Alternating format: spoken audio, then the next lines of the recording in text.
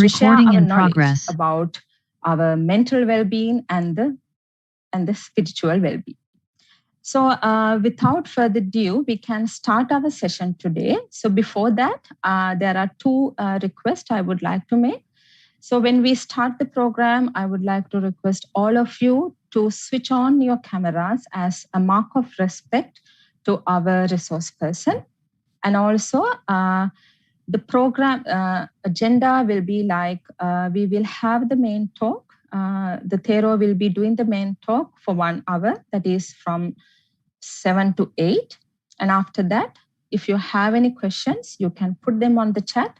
So no need to wait till the last moment. If you have any questions, please use the chat, put your questions, and we will be taking them from 8 onwards. And the chat will be closed at 8:15. So whatever the questions you post before that will be taken.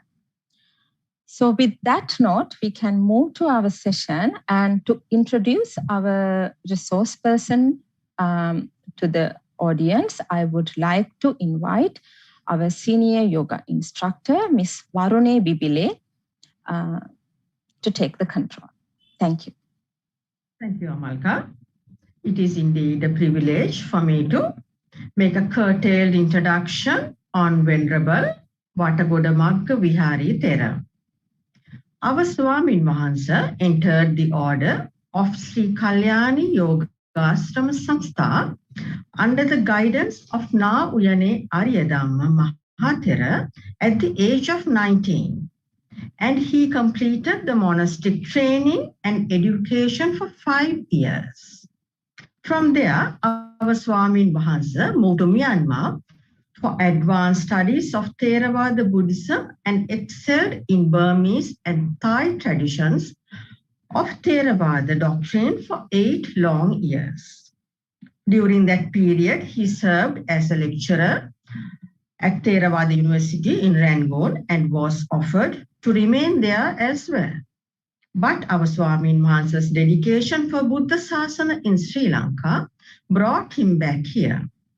At present, our Swamin Wahansa is offering his Dhamma services at International Institute of Theravada Buddhism at Karuwaragaswewa, where the Buddhist monks are trained according to Theravada tradition in Sinhala, Pali, and in English language.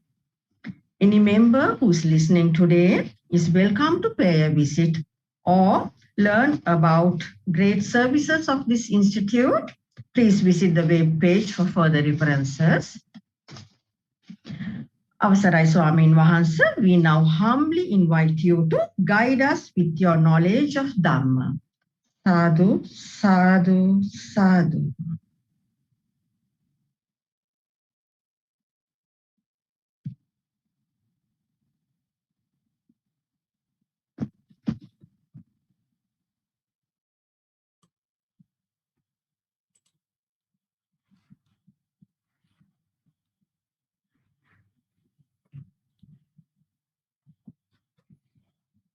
Okay, hello everyone. Good evening. Yeah, so before we start so how about it, Amalka, do you observe the precepts?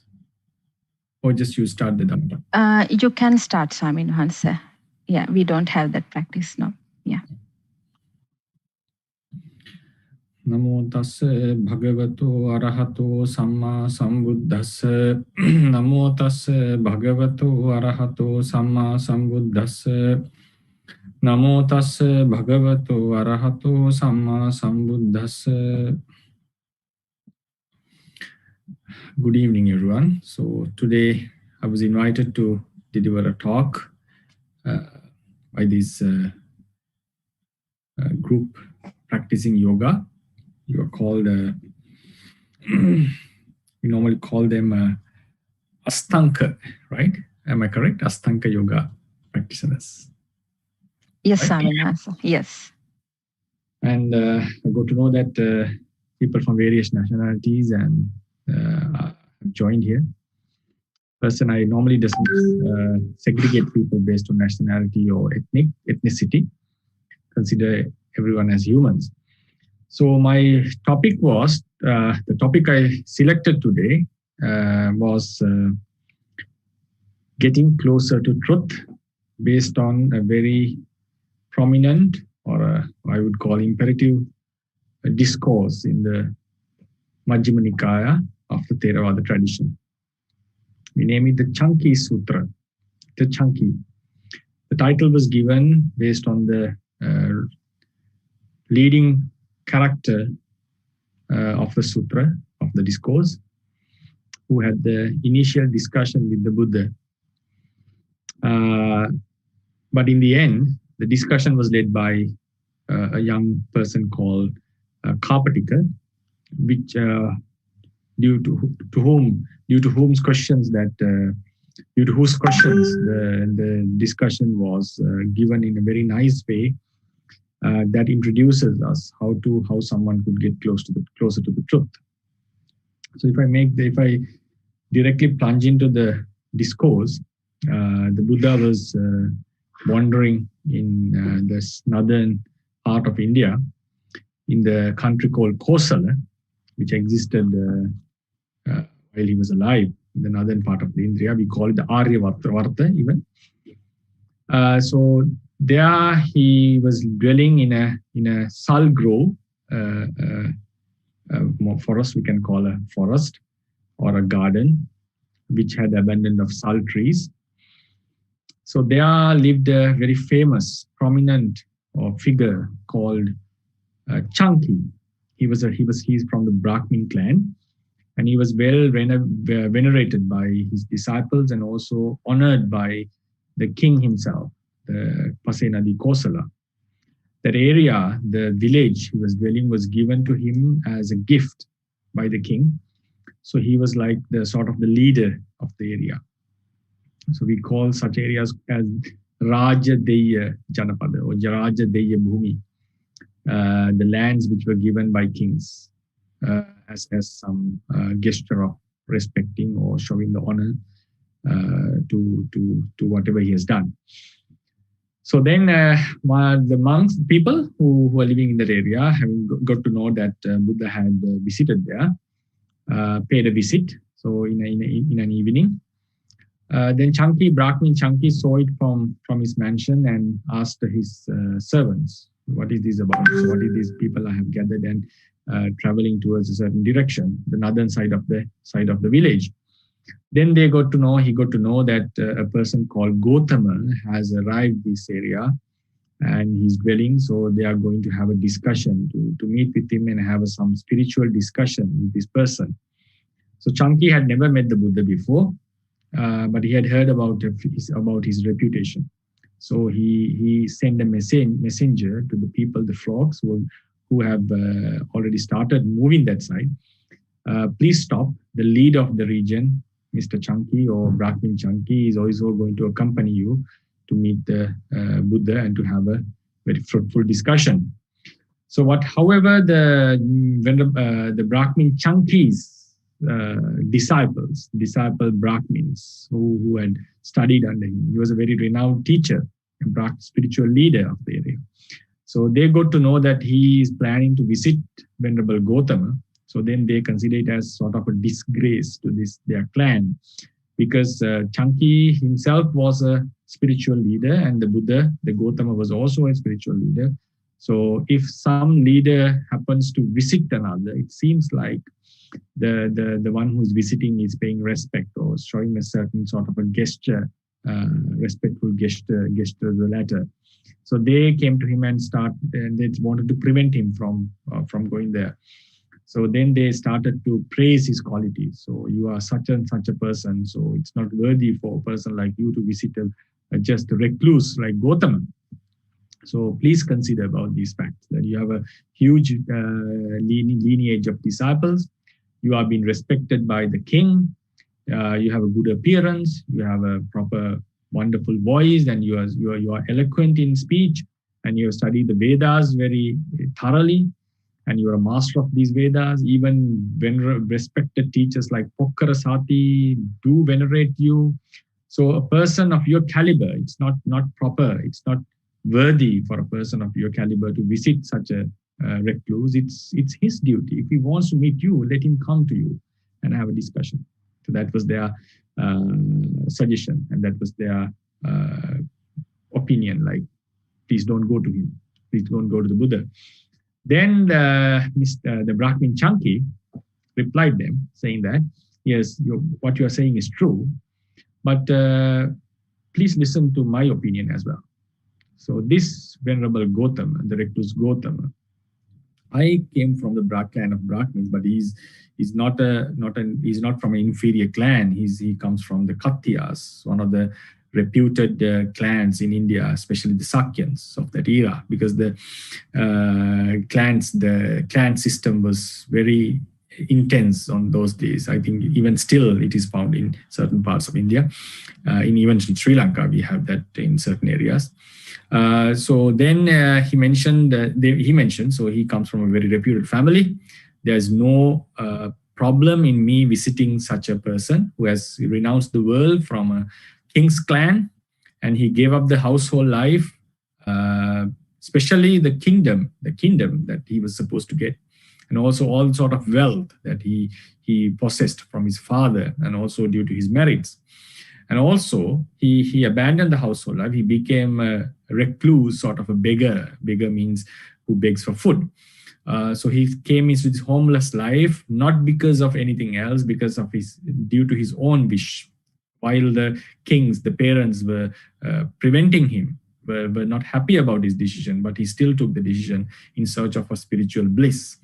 And he became a monk or a recluse at the age of at his prime age. So therefore, he's something that is worthy visiting. And also, I am also handsome, but think about this person, the Gautama. He has all the 32 marks of a great human, great being, great man. So there's no match in our appearances and the way he talks, the reputation he has, not among even the humans, but even among the gods, among the deities. And it's true that the King Pasenadi Kosala has venerated or gifted me, but think about the king of Magadha, the mighty emperor, the mighty empire, the king of the mighty empire, the emperor Bimbisara, he's not just venerating, he has gone refuge under him. King Pasenadi is a disciple of this Gautama. He has gone for refuge to this recluse. And even Pokrasati, who respects me, has gone under refuge, this Venerable Gautama. So it shows that he is much worthy person to visit. And he has abandoned the lust, the greed, the delusion. He has given up all the sensual desires. And he preaches a Dhamma that never harms any other. And also, especially in the end, please consider that he is one of our guests. So he has visited our village. So it's in those days, even in today, in the Sanskrit literature, we consider Atiti Devo. The visitor should be considered like a deity or a deva. So based on these reasons, it's my duty to visit him, not his to visit me. So then he was able to convince his disciples, and all of them gathered and visited the Buddha. So at their arrival, they greeted him according to their rituals, and they sat in front of him and started to converse about the virtue and so forth. Especially the Buddha asked this Chanki about what sort of qualities a Brahmin should be endowed with in order to be called a real Brahmin. So there should be the recitation, and also the clan should be pure, from the father and the mother's side, paternal and maternal. Then also he should have a good figure, and also especially the virtue and the wisdom. So then the Buddha asked the questions, if any of these are missing, can still someone be a Brahmin? So then he mentioned, yes, even the clan is a problem, but still, as long as he has the recitations and all this knowledge and all, he still can be a Brahmin. So then it boiled down to the last 2 points. Even someone doesn't have a proper clan, even someone doesn't have a good appearance, even someone is not well versed in the Vedas, as long as someone has the wisdom to distinguish what is good from bad and what is bad from good, and also to have proper conduct, these two qualities are enough for someone to be called a real Brahmin. So then some Brahmins were not happy about it, while that he was taking a bold stance in that era, that saying that even these two qualities are enough to be called someone a Brahmin. Then there was another young person called Karpatika. He was 16 years old. He used to discuss and he used to raise his voice in between these conversations. So then the Buddha admonished him, saying that, so these very elderly Brahmins are talking with me, conversing with me.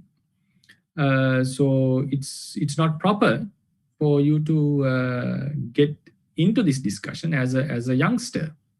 So it's not a culturally thing. It's not a proper respectful gesture to talk in between the elders. So that was the custom those days. And the Buddha admonished him not just to keep silence for a while. He did with a purpose, because he knew that this Brahmin was a very clever person, clever guy.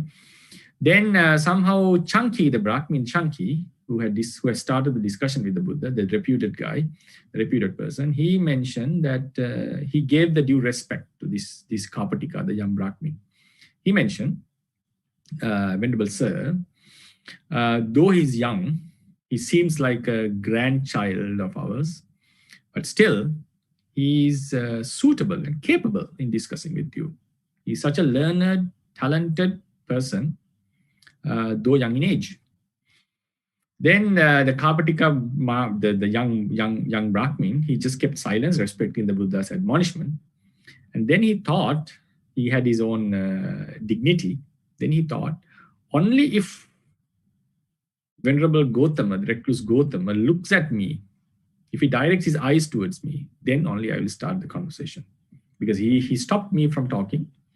So only if he initiates a discussion, or at least he posts a look at me, then I would ask him a question. Then the Buddha, with his psychic abilities, was able to read the Chanki, the Karpatika, not the Chanki, the young monk, young Brahmin, his mind. And he knew that his capabilities, that he would ask a very wise at the same time useful question that would lead to one of the great discourses of the sasana. So then the Buddha looked at him. So having known that the Buddha is looking, then the Karpatika Manavaka raised the question. I consider it is one of the greatest discourses delivered by the Buddha himself. I consider it as how someone get closer to the truth, the path the Buddha has mentioned. It's not faith-based, it's investigation-based. How anyone of any religion, any faith could come. What is the procedure that you have to follow in order to getting closer to the truth? So that's why I asked them to name the title, Getting Closer to Truth, or Reaching Closer to Truth. So then the Karpatika asked, Venerable Sir, it has been our custom, I would call the custom or the nature, that we would accept or we would believe what our forefathers, the Brahminal forefathers have told us about the truth. We have a certain doctrine that has been maintained by in memory, in recitation. So whatever is mentioned in it, we accept it as truth. And we consider that whatever mentioned in this, whatever doctrines other than ours is a false, is wrong, is false.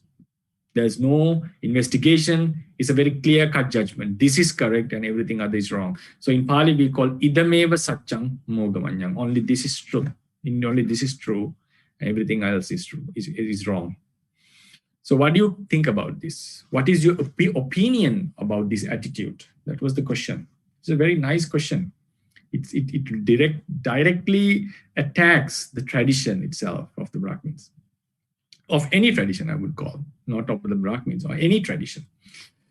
So then the Buddha's answer was, he again re-questioned the Kapatika. He asked, have you ever seen the truth that is explained in this doctrine? And he said, no, I haven't. So then he asked another question: Is anyone among these the present recluses or Brahmins that you are abiding with, any of them has realized this truth? And he said, no, not at the moment. We don't know anyone who has reached that level. Then any of the teachers within 7 generations, are you aware of any person who has reached this final goal and seen the destination or seen the ultimate bliss, whatever you call is nirvana or the swarga, whatever it is, or paramatman, whatever? Then he said, no, we haven't heard about such a person. Then how about the reciter, the ones who created these hymns, the doctrines, the names were, if I go into the sutta itself. So he asked the names, few of the names. Attaka, Vamaka, Vamadeva, Visamitta, Yamataggi, Angirasa, Bharadvaja, Vasitta, Kassapa, all these. So the question was, how the Bharadvaja was the clan name of Kapatika. The ancient Brahmin seers, the creators of the hymns, the composers of the hymns, whose ancient hymns that were formally chanted, uttered, and compiled, the Brahmins nowadays still chant and repeating what was spoken and reciting what was recited. That is Attaka, Vamaka, Vamadeva, Visamitta, Yamataggi, Angirasa, Bharadvaja, Vasitta, Kassapa, and Bhagu. Did even these ancient Brahmin seers say that we know this, we see this, only this is true, anything else is wrong? Do they advocate such a doctrine? Have they said such thing? No, Master Gautam, that was his answer. So his answer was no. Then the Buddha gave the simile. So he said, if you're believing on such a thing, to me it seems like a line of the blinds, the blind by birth, the line of the people who are blind by birth. Even the first person doesn't know where he's leading, and none of them in the lineage doesn't know where they are leading at. So therefore, I does not appreciate such a faith, such a blind faith. We call it a blind faith on that. Then another very nice question was asked, a counter question was asked by Kapatika. Then he mentioned, I do agree that just blind faith is not enough. But please keep it in mind, these doctrines, these hymns, these teachings have been maintained for thousands of years by a generation of Brahmins, generation of teachers.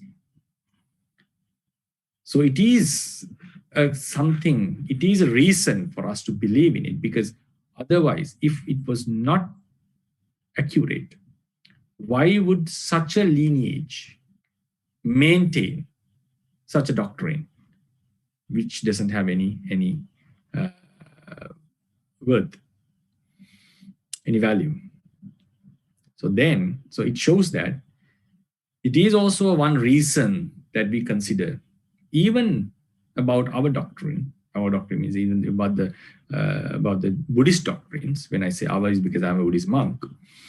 One reason that we keep faith is this has been the doctrine that has been preserved by these elders who have attained so and so. So if this was not true, why would such a sacrifice be made for that? There's also a very good reason for someone to believe. Believing about our preceding teachers. Then the Buddha said, okay, you were first asking about the faith, and now you move into the tradition. Okay, let me conclude. Let me give you a full answer. Then he took the entire discussion into his handle, and he gave this sutra, the wonderful sutra. He mentions, any wise person, any person with at least some intellect, capability of understanding good from bad, who has the ability to think deeply, would surely have any of these 5 qualities within him, any of these 5 thoughts of him. Either he has a faith, saddha. Either he has a ruchi, the preference. You can also say that as approval, I would prefer the translation as preference. Saddha, ruchi, anussava, the tradition, a doctrine that has been maintained by the tradition. Then akara parivitaka. So we normally translate is a reasoned cognition, not mere cognition. Cognition means thinking or knowing something, investigating, you can call. Especially it comes with consciousness, the cognition. Reasoned cognition means the investigation done with reason, not with faith or anything. So that is called akara parivitaka. And the fifth one is the ditti nijjhana khanti. It means the approval, the reflective acceptance of a view. Having thought under reason, having thought with reason, it's natural for us to come into a conclusion. It's obvious, right? So because of these thoughts, that because of how I have pondered about this, this is how I understand this, right? So in the reason thought, reasoning thinking can be said as initial stage of an investigation, but still, even at that level, we can still have if something can be reasoned or can be thought with reason, this is also a fact or a reason for us to accept something. Then, having thought deeply, we come into certain ideas. So these are the five.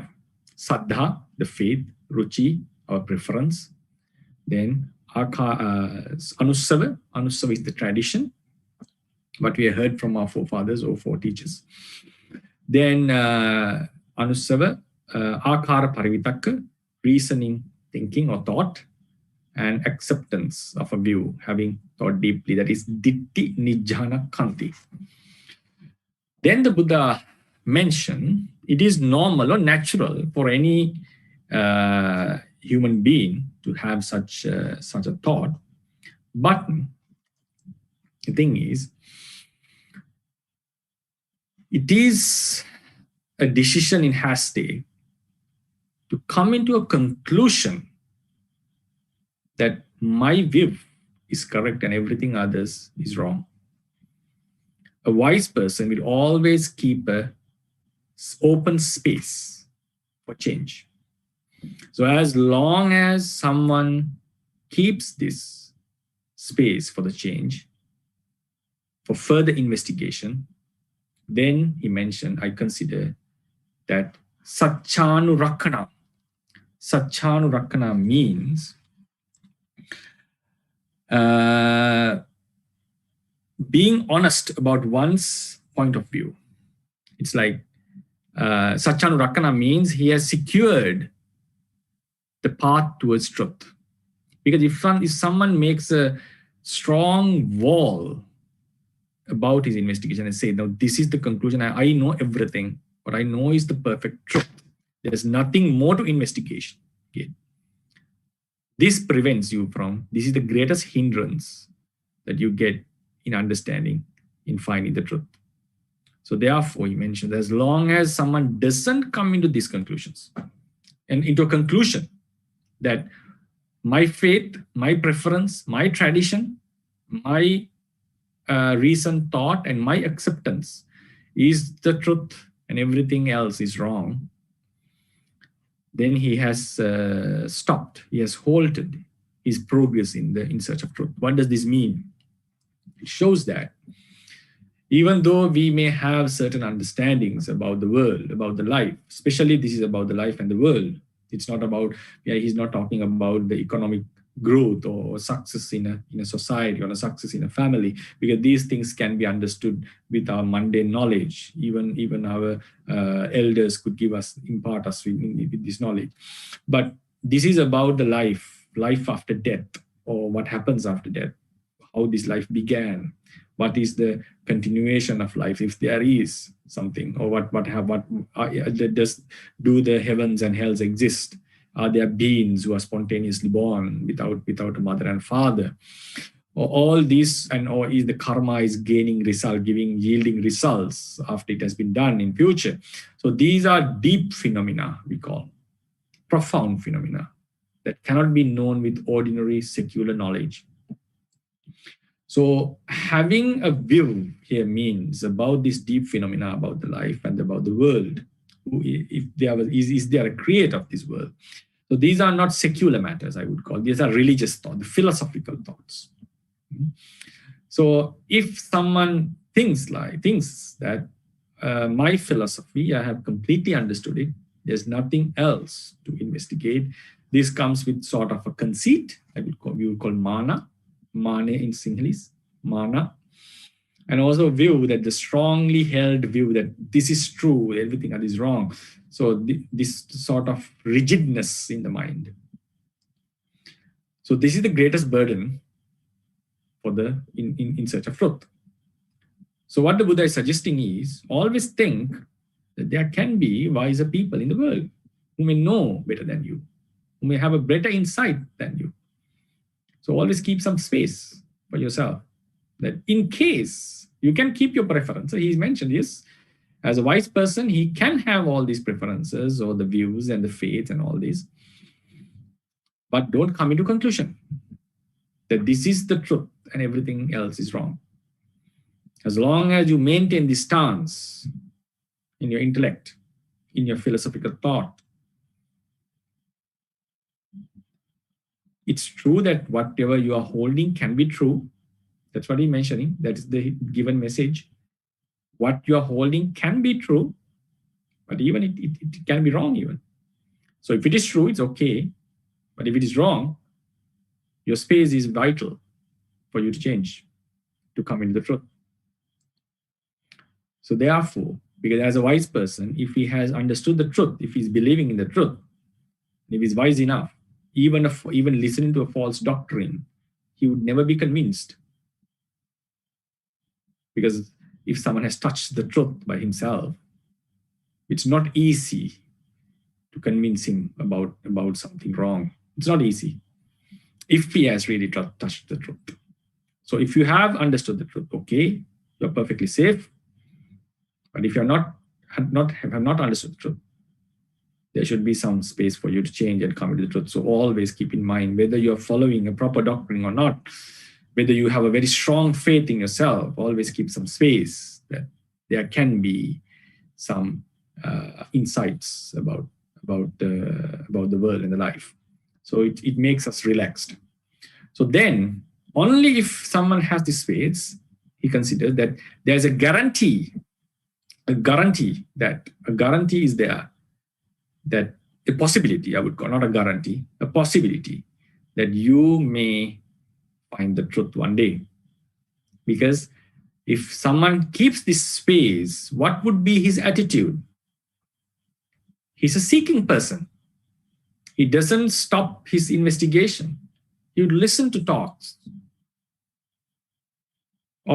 of religious leaders, regardless whether the leader only belongs to your clan or your religion. No, he would always give his ear and listen what they're saying. Does it has any logic? Does it make any sense? So that would be the attitude, because he has not come into a conclusion that I have found the truth and I'm perfect with that. Because he's talking about, because if someone has a direct wisdom, direct knowledge, direct experience, like you're observing me giving a talk, so it's a direct experience. Even the skeptics would doubt on that, and they would doubt on their senses, like the Cartesian dualism was introduced with that skepticism by René Descartes, but he didn't advocate that skepticism. Because of his way of thinking, a new branch of philosophy arose as skepticism, that they are doubting even the senses. So that is, I consider personally, it's something sort of a doctrine that would lead you nowhere, right?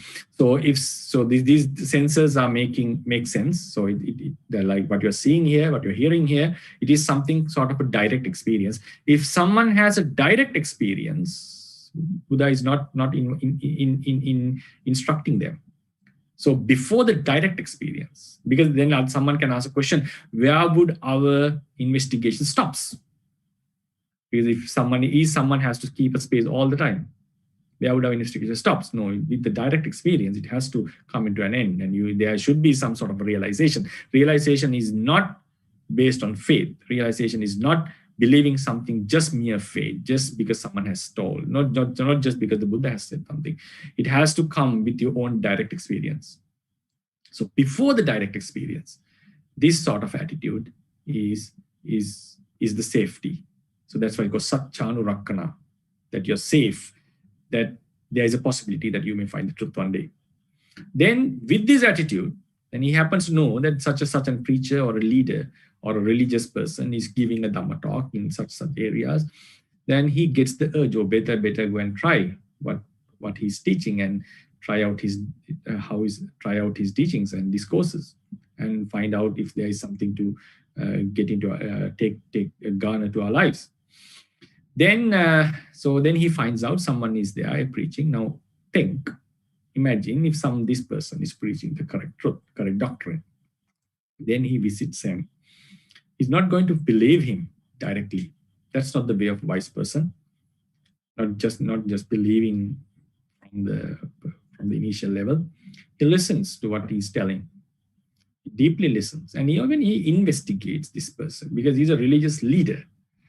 This may be not applicable to the disciples who are preaching the teachings of the leader. That's why the Buddha asked the question from Kapattika. It also says something very important.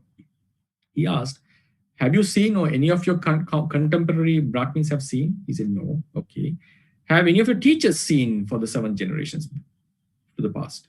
If any of them have seen, still you can preach the doctrine, because it makes sense, because even it doesn't mean that everyone has to understand to preach the doctrine.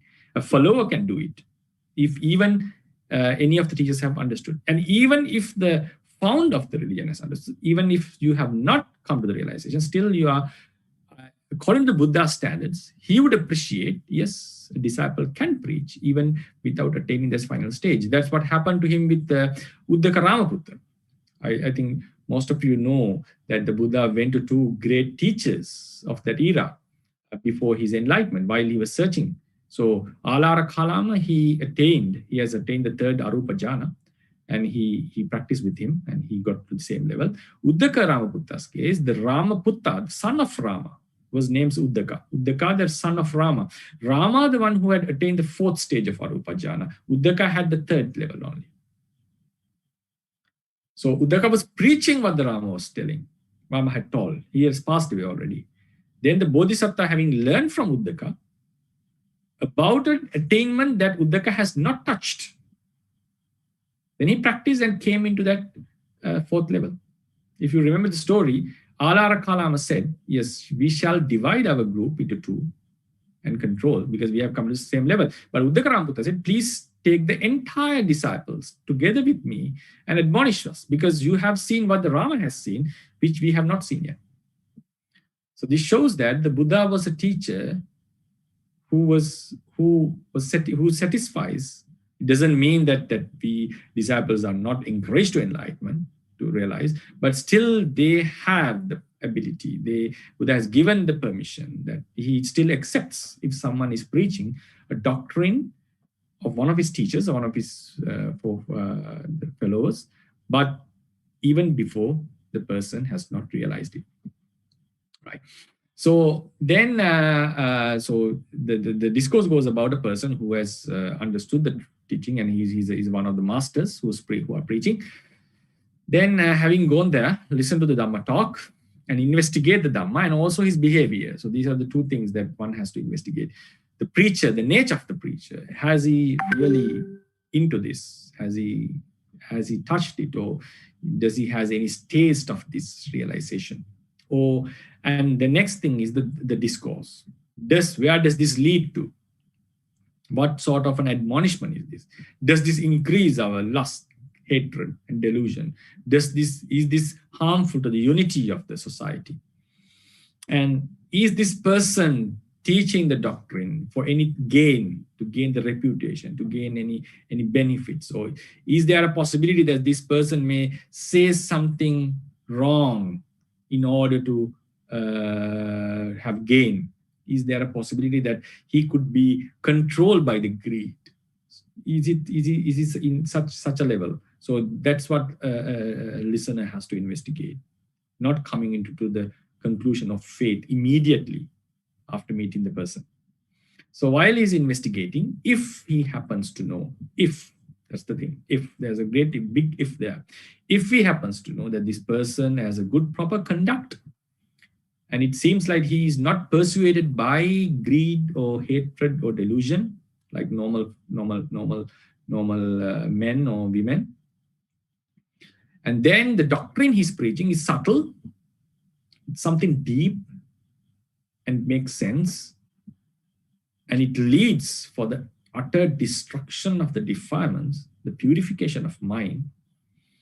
Therefore, there can be some doubt, debates on that, because even a doctrine that leads to jhana makes us to purify ourselves, but still the attachment to jhana may be there, and attachment with getting to a higher state would be there. So according to this teaching, what he's telling is, does this lead to the utter destruction of defilements?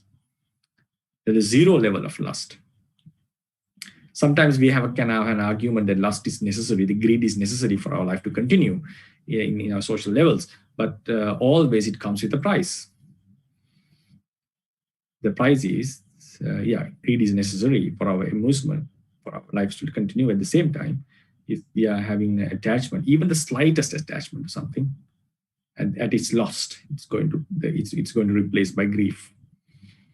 So even attachment to the jhanas, even to the attachment to Atman, can cause these sort of unpleasant defilements to arise. So therefore, that's why he's encouraging for an utter destruction of entire defilements and a complete purification of the mind. So then, if he happens to understand that this, even for example, even it doesn't come into that level, at least that if this leads to a purification of mind. But according to the sutta, he's talking about an utter destruction of the defilements.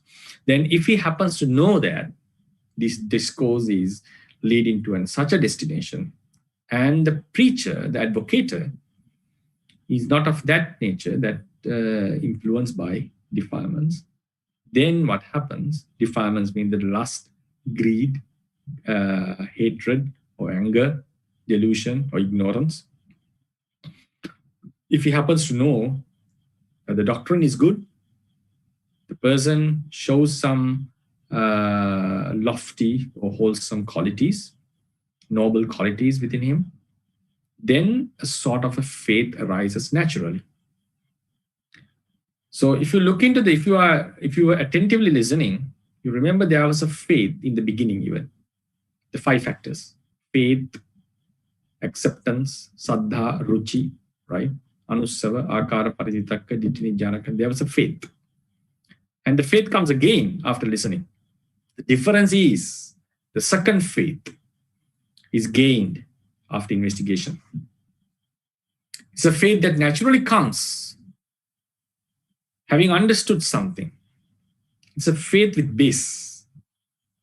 Previous faith is a mere faith, we call. It can be true. It can be wrong even. The second faith, still it can be wrong, but it has some base on it. It does not come from the family. It's not coming just because one is born as a Buddhist or a Hindu or anyone. There's no one is born with a religious view. Religious views are imparted on us after our birth, by our families especially, and other teachers that we listen to. So anyway, this faith, the second faith, has come as a result of investigation. Then this we would call a genuine faith. Then the list of factors follows. So he mentions, when faith comes, it will be followed by saddha jato upasankamati. So if he really gets the faith that this person is preaching something worthy listening, this happens to approach him again and again, upasankamati. Upasankamanto pairupasati. Having approached, he associates him. He just tries to spend some time with him, because he knows that spending some time with him gives him some valuable knowledge. There's worthy associating such a person. Upasankamanto pairupasati. This approach is not because of of a culture, or it's not because it has to be done as a ritual, it has to be done as a duty to our religion. No. This approach is based on faith. That faith is based on investigation. It comes naturally. It's a natural urge that is coming. So then he's associating prasankamanto pairupasanto. Pairupasanto sotang odahati. While associating frequently, you give ear to what he's saying. Because he's such a person. He's not persuaded by greed, hatred, or lust. He's preaching a sort of a subtle doctrine. That's why he initially got the faith. Now he happens to listen again more and more teachings of this person. Sotang ohita soto dhamman sunati. He's listening to Dhamma. Giving ear, he's listening to Dhamma. Dhamman sutanan dhamma nan dhareti. So the Pali comes as sutva dhamman dhareti. Having learned, he keeps the points in his mind, either memorizing what he has mentioned, or at least the gist of the teachings, the essence. Keeps them in mind. If we are not unable to keep what we have been taught in the mind, then there's no way that we can practice. We have to have a sort of a memory. Without memory, it's not possible to do anything. So then datanan dhammanang attang paparikati. Then he starts to investigate by himself, not just believing what the preacher says. Now he starts to investigate, does this make sense? How should we apply in our lives? And how should we get into this quality called sila or samadhi or panya, the vidas vipassana, whatever good quality that he has preached? How do we arouse it within ourselves? Arouse in the sense of wholesome qualities, not in the unwholesome level. Then attanang uparikanto dhamma nijjanang kamanti. So while he's investigating, now there was a recent investigation in the beginning as well, right? If you remember the 5 factors, the faith, the preference, the tradition, the recent thought, and acceptance of a view, the faith repeated. And then the thought, the rational thought, investigation, is the same with the rational thought. Attanga parikati. He's investigating the teachings.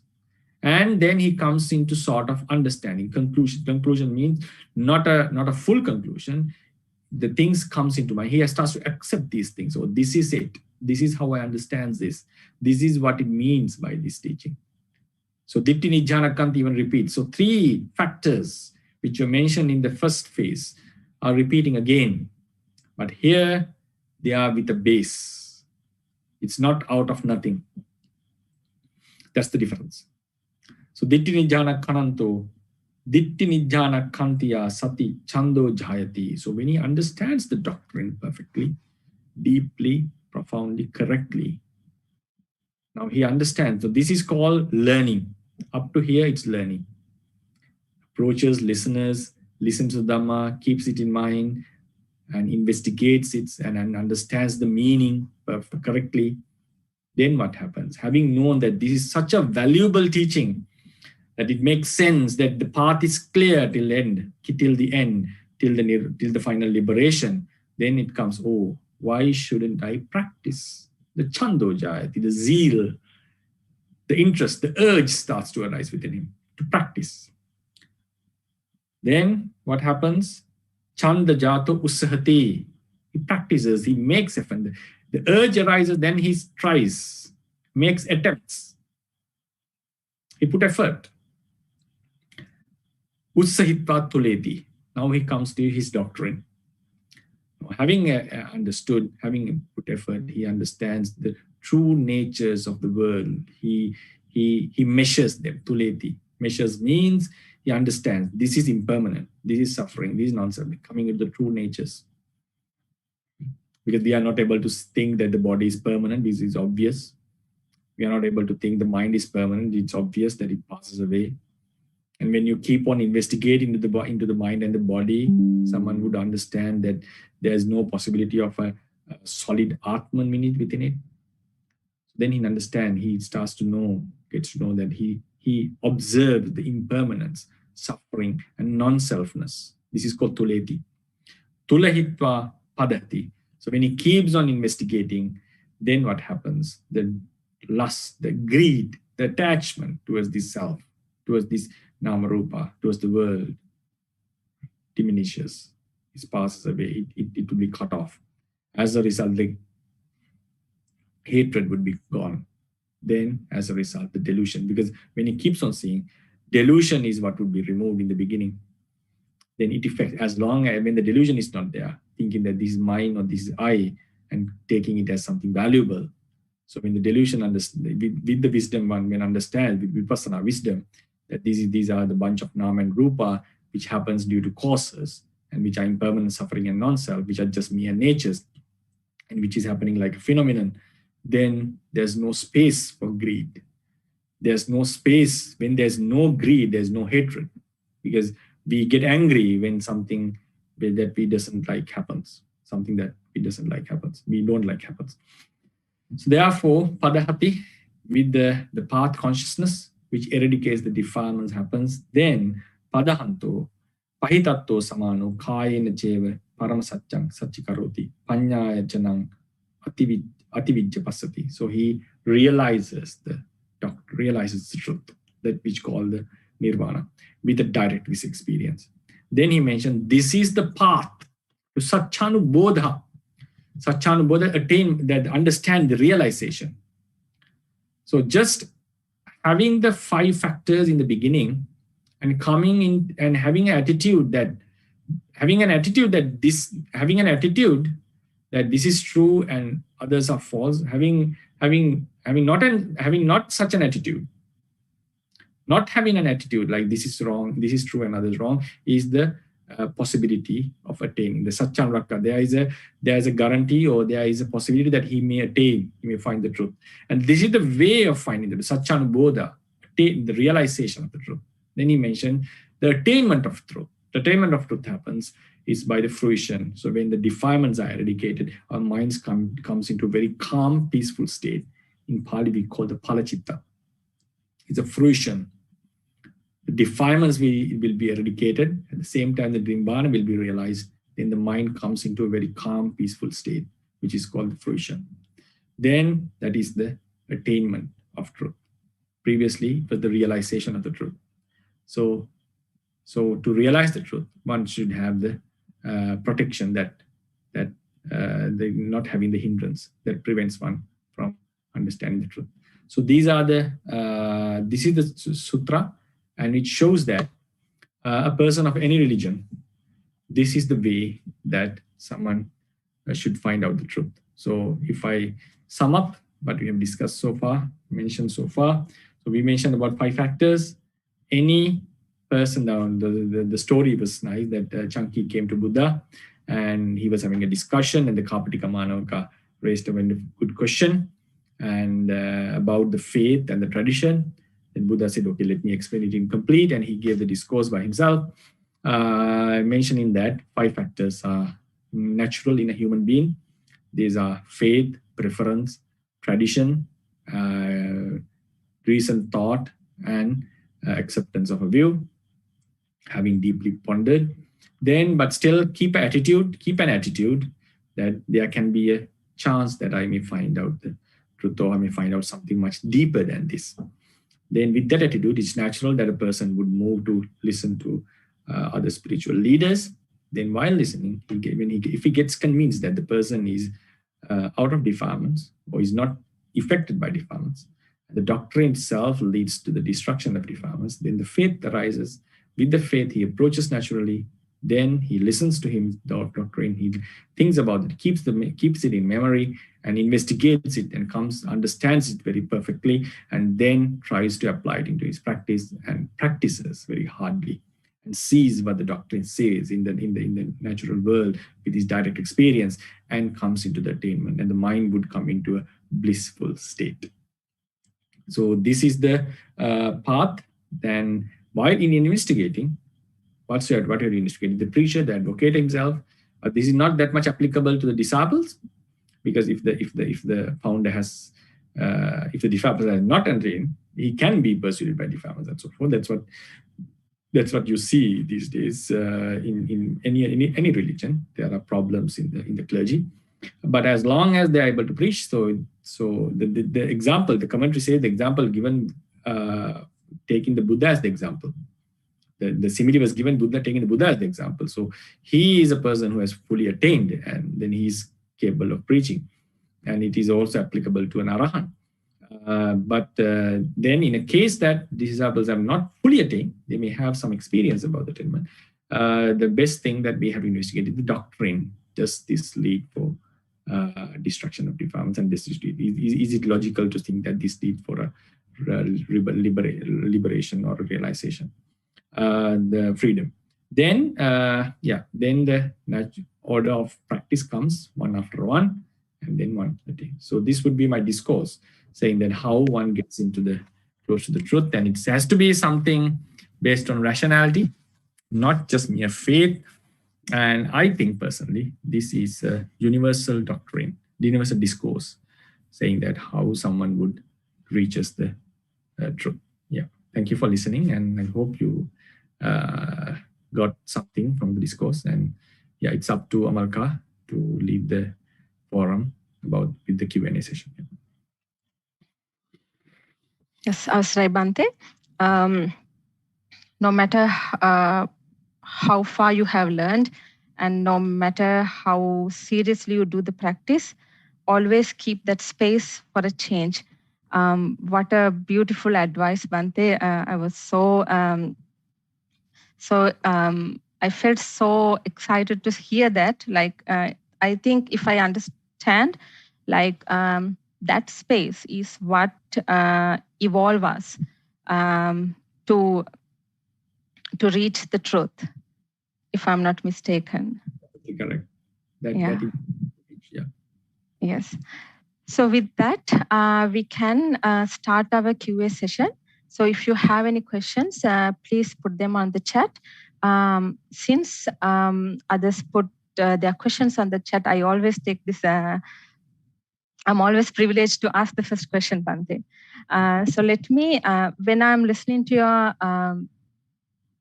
talk, one thing that always has been that I had in my mind is, Bante, it's true that you mentioned that our faith has to be based on the investigation, and that we need to, we should try to apply that to our practice, which is true. But one question I have, Bante, is we are in different level of our intellect. So we may not understand everything completely. So there we have faith. We may not understand it. We may not apply to our practice 100%, I would say. But still we have faith that it is true. So when, as practitioners, I think all of who are gathered here are true practitioners. That's why they have this interest to join this meeting. So on behalf of that, I would like to ask, like, how do we balance this faith and our intellect? Yes, that's what the Buddha has mentioned, that he doesn't say to give up your faith, right? He never mentioned in the sutra to give up the faith. Keep the faith in yourself and try to investigate. So if I give a personal experience that I have, that as a Buddhist monk, I do listen to discourses of other people. Like I do listen to discourses that are against Buddhism even. So I find out what is the rationale behind the accusations. And especially I do attentively listen. If someone is saying, for example, if brain and the consciousness is one of the great opponents of Buddhism, because physicalism and dualism, so they are completely opposing each other. If someone is a physicalist, there cannot be any rebirth, something called rebirth. So it's a completely opposing theory. So if I think about myself, having a faith about, otherwise I would not be in robes, right? If I don't have a faith. So if having a faith still doesn't prevent you from investigating or listening. So I'm not sure that whether this can be applicable to each and every human. I'm not bold enough to say that, because I'm not a perfectly enlightened person. And what I see is from my point of view. Yeah, so that's why some teachers would say, don't listen to other discourses that could affect your faith, right? But personally, I feel a human should have that capacity to fit into your faiths and should be able to listen to other discourses. Though that happens in our. I know that the most of the society may lack this capability, so that's why it happens in politics. So we prefer to listen to what our favorite politician says, but we even doesn't want to listen because we have always a confirmation bias that that person is wrong always, that he's a robber or whatever words we use. So that has even affected our thoughts in religious perspective, religious thoughts even. So I think that is something that we have to develop, that one has to keep on to his faith and still keeps on investigating. So the sutta says, the Buddha never mentions to give up your initial faith. You can give up your initial faith only when you are convinced that the second doctrine is better than what you're following. That's natural for any being. So it shows that one keeps on the correct practice, the right practice. If some practices are very harmful, killing and sacrifices, I would never recommend that. So there can be slight differences in our practice, slight differences. And these slight differences seems like minor ones, but they lead to different destinations. I don't agree on the fact that all the teachings would lead to the final destination. No, they are leading to a different destination. Some religions would take you to an eternal heaven. Some would make you to get connected with an eternal Atman. Some religions would say that there is no rebirth. Some would say there is a rebirth and keep on continuing in blissful states. Some would say the rebirth is there and it would naturally end up. And Buddhism says that there is a rebirth and there are causes. If you remove the causes, the rebirth would not happen. So these are completely different destinations. I'm not a person who says that only one has to be true, right? Only one has to be true. There cannot be two truths in the world. So slight differences are there in our practice, the way we practice. So what the Buddha has instructed, as I understood the sutra, he has not instructed someone to give up the practice because there's no way to. There should be some base that someone is standing upon. But still keep on investigating. So if you find out that something is more interesting than what we are following now, then it's time to try it out. But only when you are fully convinced. It has to be. So it's something that as you said, how to maintain this balance. So you just keep on giving up and trying this and this, not changing not like as we change our clothes every day. It has to have with a deep investigation and with proper insight. So I think that's something. It may not be easy, but that's something that we have to develop. Yeah, maybe my answer is not applicable to everyone. That I also have to admit. Yeah. Yeah. Yes, I mean, maybe it's all depend on how we continue our practice as well, and how we were taught to practice. But I understood what you were emphasizing. So it is okay to step out from your faith, but have that space for the change. Everything comes with the practice, this investigation based on what you learn. So yes, much mercy to you, Bhante. So if I add something like being in your faith, within your faith, you can listen. That's what I'm saying. You can listen, yes. So I think this is a good opening for our discussion. So we can take an open discussion because our audience is from different faiths, I would say. So, but still we are in this one meeting. So if you have any questions, maybe they are still thinking. Because usually we get questions and I'm not sure whether I can't see them or can a co-host confirm me whether we have any questions?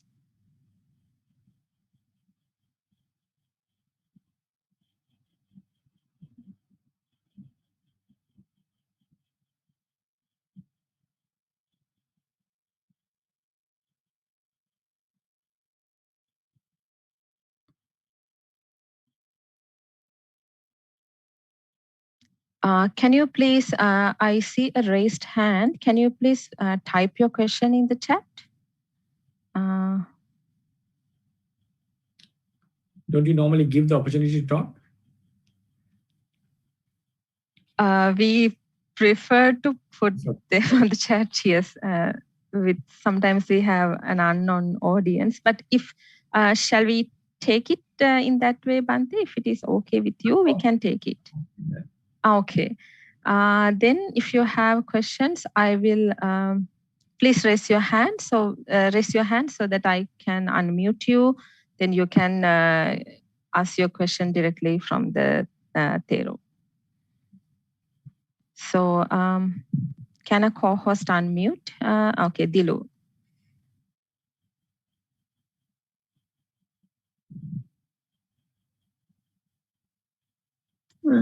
Theruvan Saranai, Swamin Wahanse. May I know where I can find this sutta in Tipitaka? It's in Majjhima Nikaya. If I give the exact description. Majjhima Nikaya. Okay. Just a second. I'll give you the sutta number. Sutta number 40. No, it's Majjhima Pannasaka. Majjhima Nikaya is 3-4 and Mula Pannasaka, Majjhima Pannasaka, and Upari Pannasaka. Yes. Yes. 45. Number 45. 45. Okay.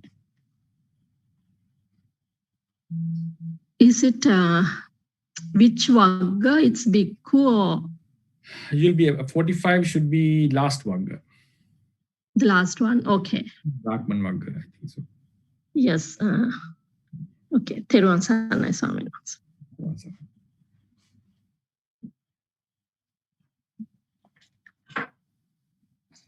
I still don't I don't see any questions. Would you like to take this opportunity to elaborate more, Bhante, until we get a question? Do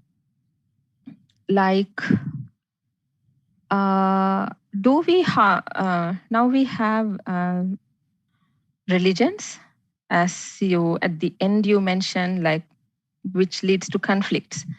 And there are seekers. So what is the difference as you see? And why we have this conflict if it is one truth? That's based on, it's a very good question. If some, there's a way of thinking now. Some philosophers do argue if there is hunger, there should be food, right? So the way of thinking, one way of thinking is that I don't fully agree with that. One way of thinking. If there is a thought of God, that God should exist. That was the final conclusion. So if there is one truth, the question can ask why there is such a conflict. Why people are conflicting on that. According to, if I look into that with the Buddhist perspective, that's based on the truth is something quite profound, something quite hidden, something which is unknown to the normal wisdom. That's the nature of a truth normally, because that's otherwise, if it was something very obvious, people would not have conflicts on this, right? So it shows that it is something which is hidden or which is something profound. So then the inability to penetrate into this, it depends on the intellect or the level of human beings. That how much deep our thought, how deep our investigation is, depend on that. We would have different levels of understanding. So that is the main reason that I feel it is something quite hidden. It can be proven with the fact that there are so much religions shows that this is not something that can be seen like our hands or legs that we possess, or the sun, the sky that everyone can see. So even due to that profoundness, the intellectual levels of humans are different. That can also be known. If someone teaches some mathematics or science or whatever teaching, the levels of understanding are different. So because of that, because of this reason, we may have different teachings. So in search of the truth. So what is the end of the truth? It has to be a realization. So what the Buddhism advocates is that attainment of a truth. Attainment, at the level of attainment, one has to see it with direct wisdom. So seeing Nama Rupa with direct wisdom, the seeing starts, according to the Vipassana method, for example, seeing starts from the level of Ditti Visuddhi, we call, as long as we see the Nama and Rupa as two different elements. We call it the dualism. These are two different things. Some may argue that the brain is the function of a consciousness. It has lots of problems that if we dedicate this consciousness into matter, because we don't have the qualia. Qualia means the experience that we get with the matter. Qualia means like, I'm seeing you, I'm listening to you, I'm sort of having feelings. So this sort of experience is not possible with matter. So then what happens when we start to see the Nama and Rupa separately, from this moment, we are getting a direct experience. That we see how the consciousness is happening, and we see how the matter, it changes, and the natures of this matter, hardness, softness, and so forth. And someone starts to understand there is no self within this. Then he moves on to see the cause and effect. There are two types of cause and effects in Vipassana practice. Seeing the causes and effects of this life, like for instance, the sound and ear causes the rising of ear consciousness. Eye and the color causes the eye consciousness to happen. And this is called the causal relationships within this life. But it is utterly necessary, if someone wants to progress in the Vipassana practice, that if someone can see the anicca, dukkha, and anatta in Vipassana, that's not a huge case. But to have a very solid foundation to attainment of nirvana, one has to know how the rebirth happens based on karma. It's not to say that you have to see the past lives and future lives, how this phenomena works. That knowledge comes from the investigating the Nama and Rupa thoroughly. So the causal relationship from the one life to another is the second causal relationship. Seeing that causes in this life causes the Nama Rupa in this life itself is a one sort of causal relationship, but it's utterly necessary that one has the understanding about the cause and effects from life to life. So if I'm talking about the Buddhist practice only. So because the thing is, when you attain a nobility or noblehood, it's not that someone is believing about rebirth, because the Buddha has mentioned that he has to have an understanding about how it is happening as his own experience. It can be done without seeing the past and future lives with the psychic abilities. Then what happens, someone moves into seeing the rising and falling of Nama and Rupa, considering them as anicca, dukkha, and anatta. Then what happens, due to this causal relationship, as long as craving, as long as defilement, as long as the karma is persisting within ourselves, the future lives are bound to happen. There's a high possibility that they are going to happen. We call them anupanna dhamma, the suffering that is going to come, the non-arisen suffering that would arise had the causes prevail. So having understood this, that the possibility, then he still keeps on investigating the Nama and Rupa, anicca, dukkha, anatta, and eventually seeing the truth, seeing this, he gets disgusted about this Nama and Rupa, and he longs for a liberation. When observing this liberation with a direct wisdom, the defilements will be cut off, and the suffering that is going to happen, that would have happened had the causes prevailed, would cease. This is called anupada nirodha. So this anupada nirodha is equal to nirvana. So this nirvana would be realized with direct experience, that leaving no doubt for the person whether such a thing exists or not. So in this Buddhist practice, someone is not believing in nirvana. One who had attained the nobility is not believing in nirvana because the Buddha has mentioned. It's not because the tradition says. It's not because the doctrine has mentioned. And he sees him by himself. Then the final thing that I really appreciate in the Buddhist practice is that after someone has attained, Buddha is not necessary to say that you have attained. It's not necessary for someone else to say that. The knowledge comes within himself that I have attained. If someone is in a doubt that whether I have attained or not, it is a clear indicator that you have not attained. But still the thing is, even without attaining, one can have a false belief that he has attained. That's a tricky thing. But if someone has a doubt whether they have attained or not, is a clear-cut indicator that you have not attained. So what what I like in Buddhism is that it shows that it gives the knowledge has to come from yourself, and you are convinced by yourself that you have attained. So to my understanding, a realization has to come in that manner, that you have to see the truth by yourself, and you should know that you have seen the truth.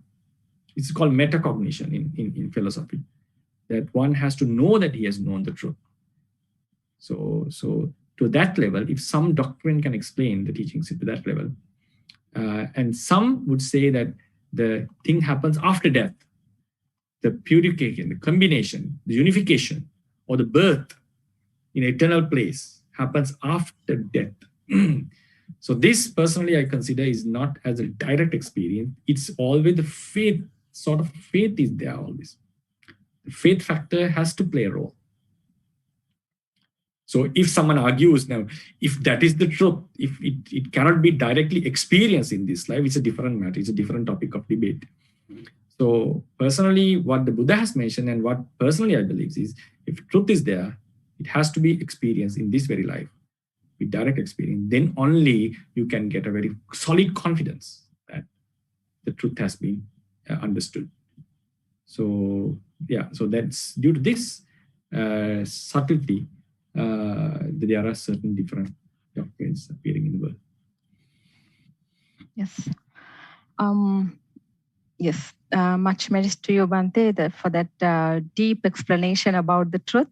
As you explained, as you mentioned earlier, like it should come from your practice and what you experience at this moment. And from that experience, if you can realize what is the truth, I think that is universal religion, that no matter what is your school of thought, it's a universal religion. Since we do not see any questions in the chat, Bhante, and I know... Just to add one thing.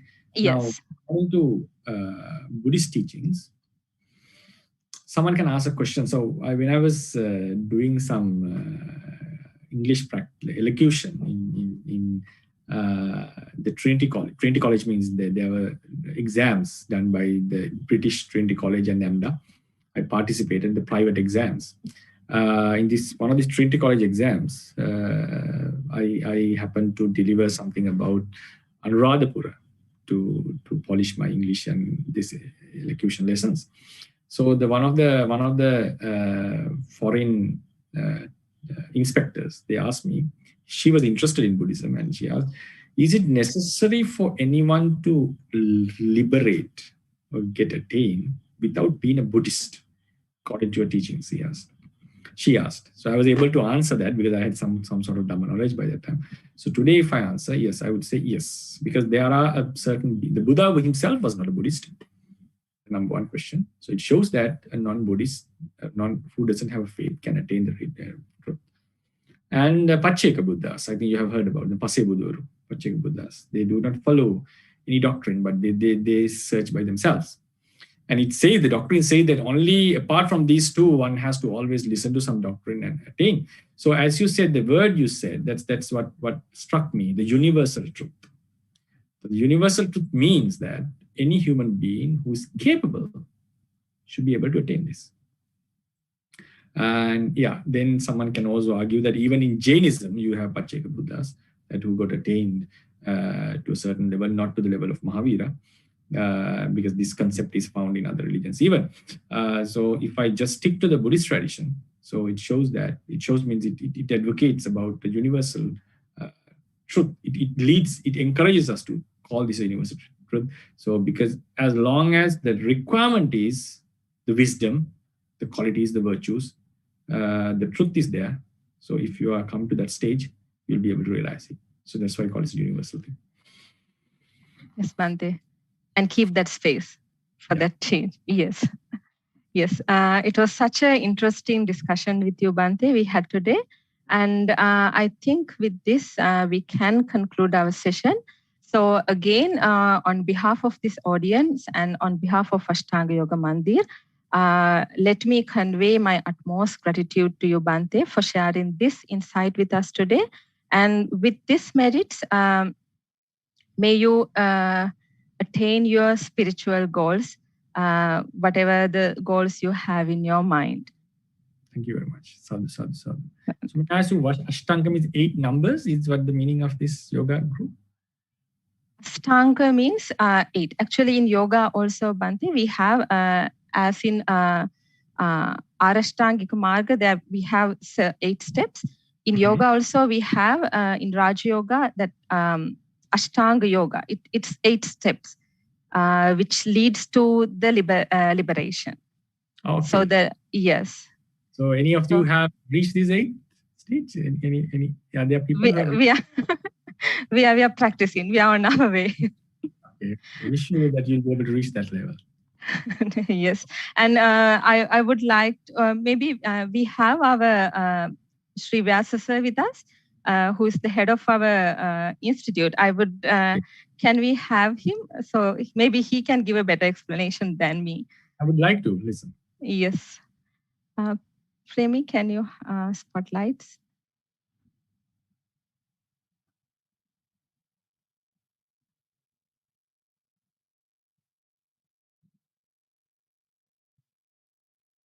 Vyasa sir, would you mind to come on video on?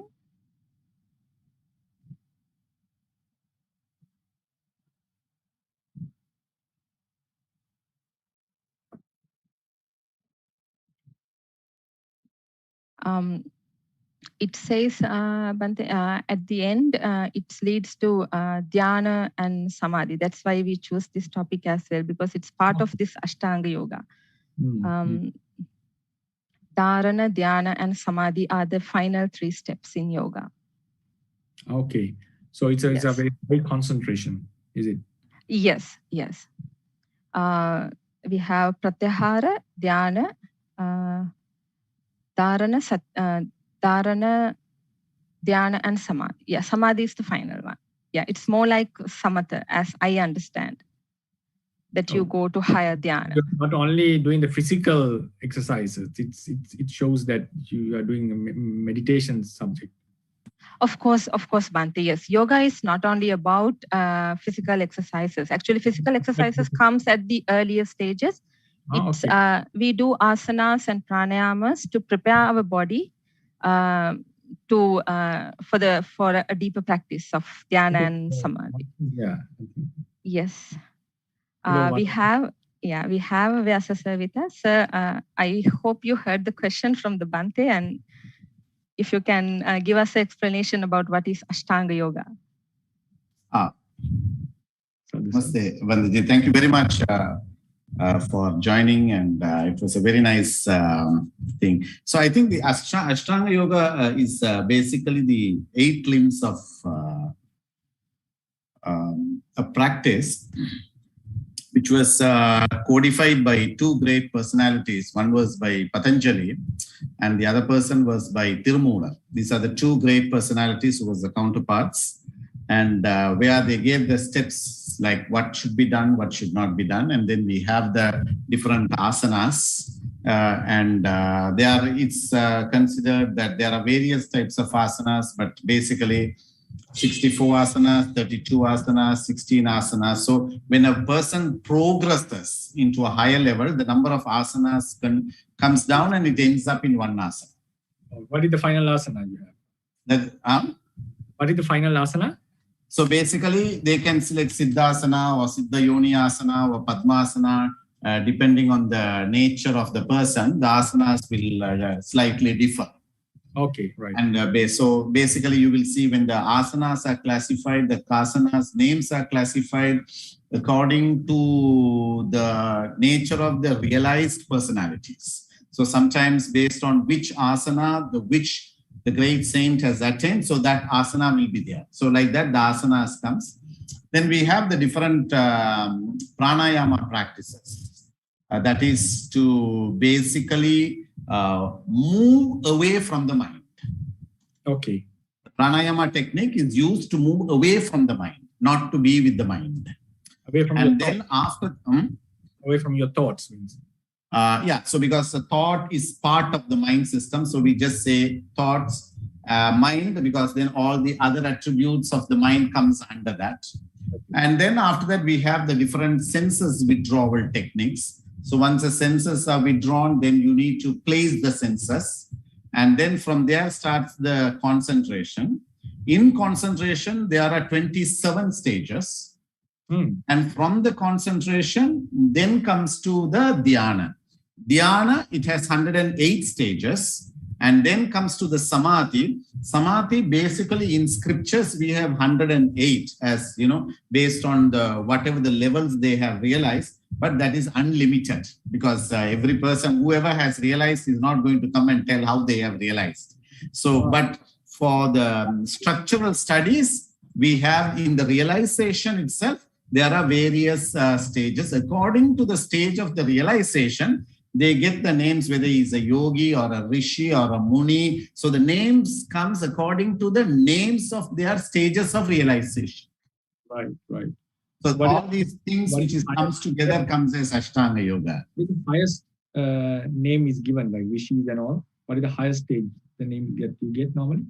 What is the highest name that you get in a highest stage? So basically, we will say that the first comes into the Nirvikalpa Samadhi. So starts from the Samadhi. And then from there, it goes as we have, basically you will see 240 lokas are there.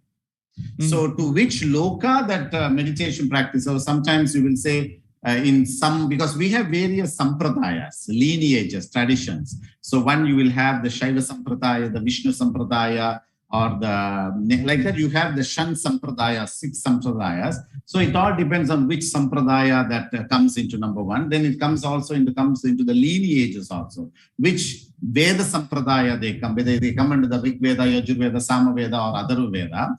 And then they also come under the which lineage they come into, which the Guru traditions, like sometimes you will have the different, like the Mahasanghas, you have the different Sanghas, like that based on the Rishi Sampradaya, you have 18 major Sampradayas. So one person will come into that and then from there he will go into that. And so basically you will see that most of the meditation comes into the Shiva Sampradayas, which is very popular nowadays, which is nowadays in the sense which is mostly everyone knows. But there are also other like popular, like the stages of the various stages of the Vishnu Sampradayas.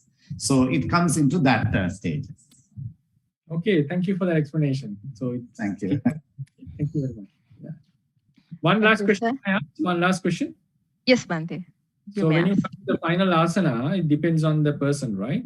So is the person is able to determine it by, how does it determine that? Which? So the final asana is basically the final asana, the final mudra, and the final pranayama is determined by the which stage of realization. So basically what happens once a person goes to the 27th stage of the meditation, the body goes into a specific mudra, specific pranayama, and specific asana.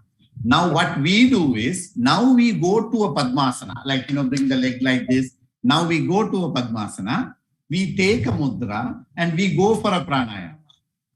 But in the final stages, what happens is it works on the other way around. Once a person attains a certain place, now for example, you have an asana which is called as Machyendra asana by one of the Machya Muni. So there what happens, once he attains a stage, the body is brought to a certain asana, they will come into a certain mudra, and the prana also will come into a specific. So it comes on the other way around. But what yes. Naturally. It comes naturally, you mean?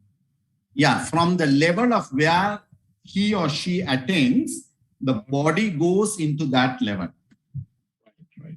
So based on what the person's meditation position, a realized disciple or a person of that nature will know he or she is in which state of samadhi or the realization.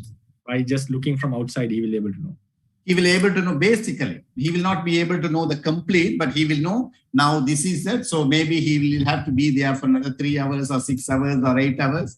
And then what they do, they take measures to protect it because the body becomes helpless. Because there has been incidences like, some disciples did not know which stage he was. They thought he was dead and they started to bury also. All these things happened. And then once they did the last rituals, he comes up from that and all things happens, So there is a specification. So the person who has explained that in great depth is one textbook which is called as Tirumandram. Which has 3,000 verses. Originally, there was 9,000 verses. Then because of the various situations, all got lost and only 3,000 verses are there. In that 3,000 verses is explains the whole process and all the techniques. Okay, thank you very much for your elaboration. Thank you. Interesting. Okay. Yes. Thank you very much, everyone. And special thanks for, special first Vasya Kalyana Sundaram. Thank you for your wonderful explanation. And also special thanks to Mrs. Amalka Chandrasiri and also Mrs. Varuni Bibile for calling me to this opportunity and to this Dhamma talk. And also Mrs. Priyanti. I think you are known with a different name, right? Shamali, yes. And yes. Also Soka Vikramaratne also invited me in regard. So thank you for everyone, and also wish you all the best and in your practice, and may you be able to attain these higher stages of your yoga practice. Sure, the best. Okay, thank you very much. Much merits, Bhante. Would you mind to stay for 5 minutes more? Like we are going to conclude. I know you are busy. Okay, right. Yeah, okay. Because I feel this is a nice platform to conclude our session. Because with today's session, we come to the end of this monthly program, the DHYANA program. So I would like to take this opportunity first to thank our sir, Sri Vyasa Kalyana Sundaram. Actually, this is his idea. He's the one who conceptualized this. We started this last year, December. I think that was the ideal time with the situation we had in the country, like with the pandemic, we were all stuck in our houses. So actually he came up with the idea to have an all faith meditation program with the practice. So that is the interesting thing. So every practice, every session, we took some time to practice all these teachings. So it was a beautiful distraction during that time, because with the pandemic, one thing we learned is that not only our physical fitness, the mental resilience also plays a role when it comes to immunity. So I would like to take this opportunity to thank sir for all your guidance and support you have given so far. The key person for the success of having 24 sessions of dhyana. Thank you, sir. And also I would like to take this opportunity to remember all the resource persons, including you, Bhante, who joined us these sessions. Because when we organize these sessions, one thing we noticed is that the spiritual teachers are the most busiest. Like it's very difficult to get a time from them because they are so busy, because they are doing such a wonderful service without a noise, which helps us a lot to maintain our life, maintain our balance in the mind, in the stressful life we are having. So I would like to take this opportunity to thank, convey our merits to all the resource persons amidst their busiest schedule to support us to make these sessions a success. be true, I didn't consider this as a praise. It's, if the Buddha was there, we would be blamed for being busy so much. But busy is for good causes, which helps us a lot as laypersons. So we highly appreciate that, Bhante. And also, I would like to thank our special thank to Ms. Shamali, who introduced Bhante to us, and Ms. Varuni Bibile. And also, I would like to mention our technical team, the AYM program team. We call them the technical team. So they are always behind the scene. If I named Ms. Premi, Ms. Varuni, Ms. Rika from Japan, and Mr. Amal and Ms. Nirushi. This is our team, Bhante, behind the scene. And they made sure, not only for DHYANA, for any program, they are our technical assistants, and they make sure that everything happens smoothly without a hiccup. So I would like to take this opportunity to thank them. And also our AYM members who join for these Zoom meetings because of their interest, and all the our audience, last but not least, our audience who make this session, not only this one, who joined with us. There are people who has been with us for all these 24 sessions and who put their questions, who take nice discussions from these talks. So I would like to thank them all on behalf of Ashtanga Yoga Mandir, because they are the success behind this program. So with that, we can conclude our session, and we are at the end of a year. So a new year is waiting. So I think with today's